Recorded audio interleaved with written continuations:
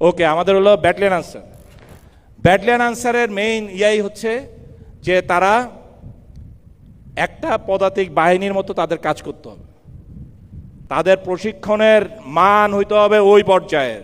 তুমি ওই পার্বত্য চট্টগ্রামে গেলে পেট্রোল করবা, সমতলে থাকলে তোমাদেরকে ট্রেনিং করতে হবে, তোমাদের কাজই ওইটা, ডিউটি না থাকলে ট্রেনিং। তো সেই জায়গায় ওই ফ্যাটিক বলবা, যা করবা সবই ট্রেনিং এর পার্ট। এই ফুলটা কিভাবে সাজাইতে হবে, it is your part, it is your duty. এইটা শিখবা, সেটাই training, it is not fatigue. তো যোগ্যতার সেই জায়গা ব্যাটালিয়ন আনসারদেরকে আগে তৈরি করতে হবে।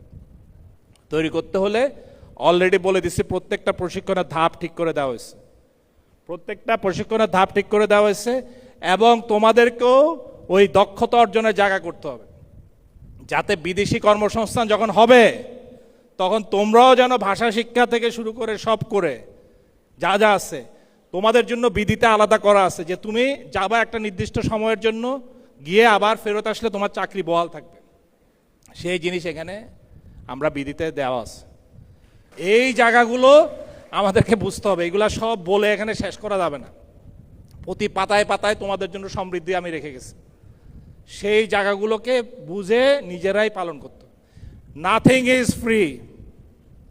পরিশ্রম ছাড়া, ঘাম ছাড়া কোনো কিছু অর্জিত হয় না। ব্যাটালিয়ন আনসার পার্টি ফোকাস থাকবে ট্রেনিংয়ে, ফোকাস থাকবে অপারেশনে। সেই জায়গার থেকে তোমাদেরকে কাজ করতে হবে, ঘাম ঝরাইতে হবে।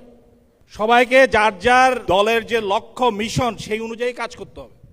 সেই অনুযায়ী যদি কাজ করো তাহলে দেখবা যে তোমার যে মান মর্যাদা, তোমার যে গ্রহণযোগ্যতা সবার কাছে অটোমেটিক আপ হবে। এটা একদিনে হবে না, এই প্রক্রিয়া শুরু হলো, এখন এই যাত্রা শুরু হলো। এটা এই জন্য বলছি আমি ঐতিহাসিক সন্ধিক্ষণ, এটা এই শুরু হলো। এখন থেকে আর পিছনে ফেরার কোনো সুযোগ নাই। কি বলছি বোঝা গেছে ব্যাটালিয়ন স্যার?